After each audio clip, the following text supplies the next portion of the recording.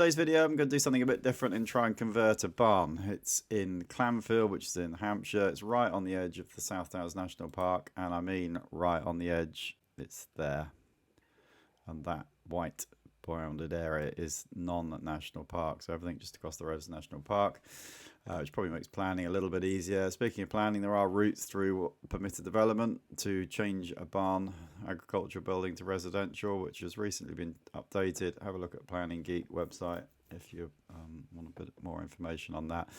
But the headline, I think, is that your maximum dwelling size is 150 square meters. And the barn itself is a bit more than 150 square meters, probably 180 or something, because that bit is 150. That's from an ordnance survey map, I must say, rather than a full survey. But I suspect it is bigger than 150, so you'd have to play some tactical games, perhaps, to get a single dwelling or convert it into two. So let's just have a quick look at the pictures. I think make interesting kind of property. So I'm going to have a go at redesigning a beautiful house from a barn.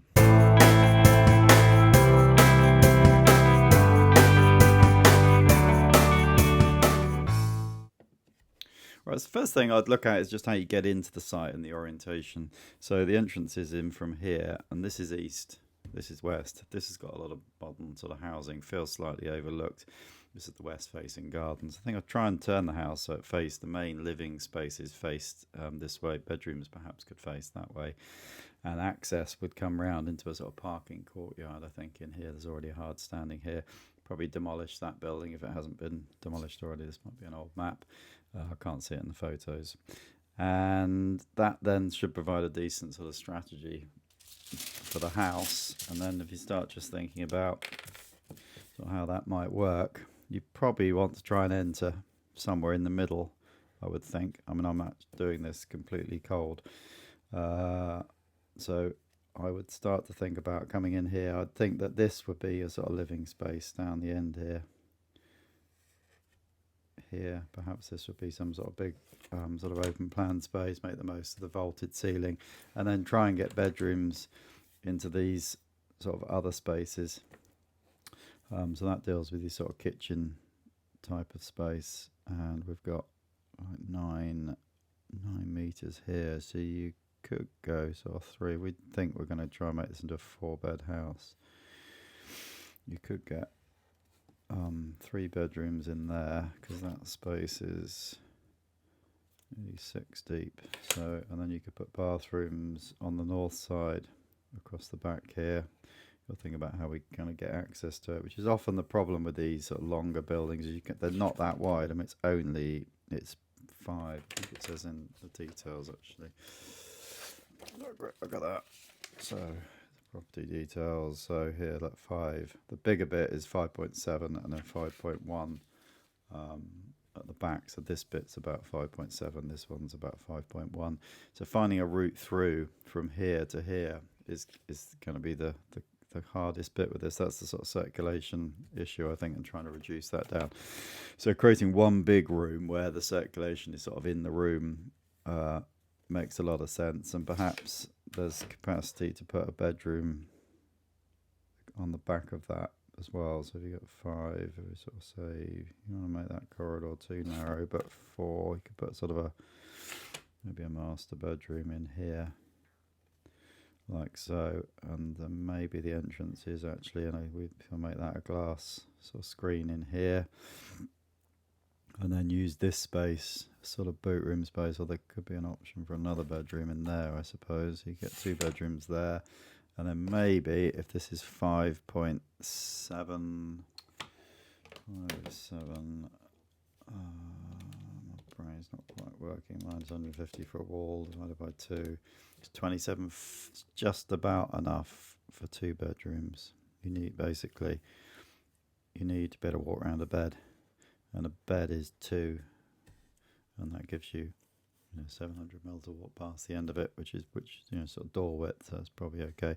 What it doesn't mean is you can have a decent chest of drawers or anything at the end. So, but the room might be big enough otherwise. So we're going to maybe think about putting a wall down the middle of that space. So this is just the sort of process, really. I suppose have some sort of general principles in in mind, and then try and develop a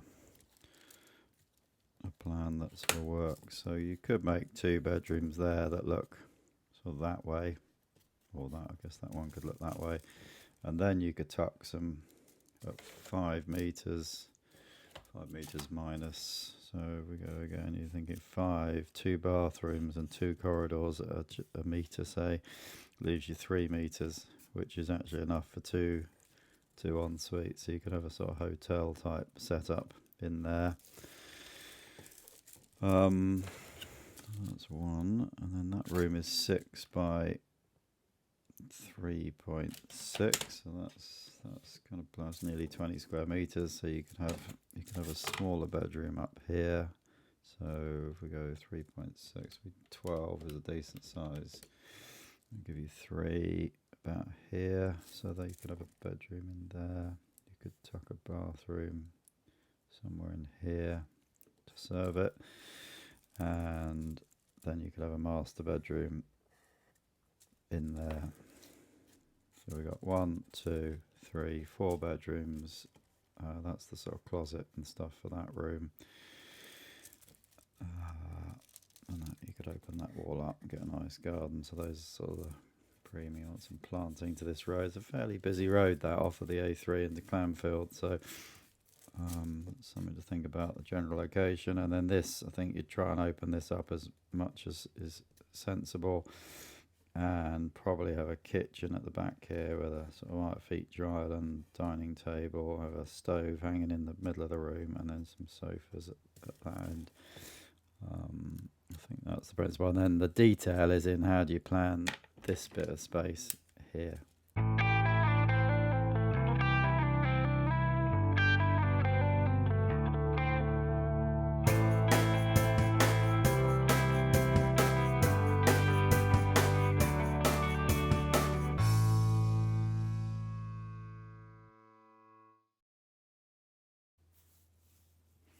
Okay, so I've come up with a pretty good working plan, I think, certainly as a sort of concept for redeveloping this barn. Follows the principles I set out in the beginning of the video, where the entrance is in here. So we're thinking sort of south is here, so the sun's going to be in the morning coming round and having an afternoon garden here, and an entrance courtyard for cars and the like in this space. So the entrance is in this part of the house here on the main leg to reduce circulation into the living space. So when you come in, you can go left into this big living space. This would be a sort of open barn ceiling. You can already see the existing sort of structure in there. So you kind of make as much of that as possible, but obviously create a nice open living space with some sort of fireplace in the centre here. Nice lounge at one end. You see plenty of room for sofas, but then just glazing on the ends and both sides just to maximise that. You might do something slightly different on each side, but for principle would be glazing to all of it. Dining in the middle, a nice big kitchen here, and then when you come in, you go right. So that's sort of the sort of, it's all private, but if you've got guests, I guess people coming in, they can go left. Otherwise, this side is all bedrooms, a bit more, is sort of more private. In here, master bedroom in here, door off, not completely visible, so if it's open, you don't quite see it when you walk in the front door. Into this bedroom here, walk-in closet, bathroom. Bedroom 2 is in the corner here. These, and then 2 and 3 and 4 down this end. These 3 bedrooms are all 12 square meters. This is about 16. Into this bathroom here off of that bedroom, so an ensuite. Then you've got a cloaks cupboard here, not too far from the entrance. Downstairs loo here with the door opening out, which you need for building regs on a new house. A plant room here for your boiler tanks. A utility laundry room here. When you come through, a bit of a window just to see the entrance here and bring some light into this part of the plan. You could also bring light in from above through the roof. This is a tiny little study with a glazed screen here, so bringing more light into this space, but also creating a private sort of space. And then these 2 sort of bedrooms here. In the earlier video, I'd arranged them with the sort of the bathrooms paired up in the middle, but that meant you had 2 lots of circulation to go around the side. So by putting them bathrooms either side, the circulation comes straight through the middle. Glazing at this one looking east, glazing on that one looking south. So I think that provides a pretty good conversion of this barn, and very doable, I would say. Make a nice home.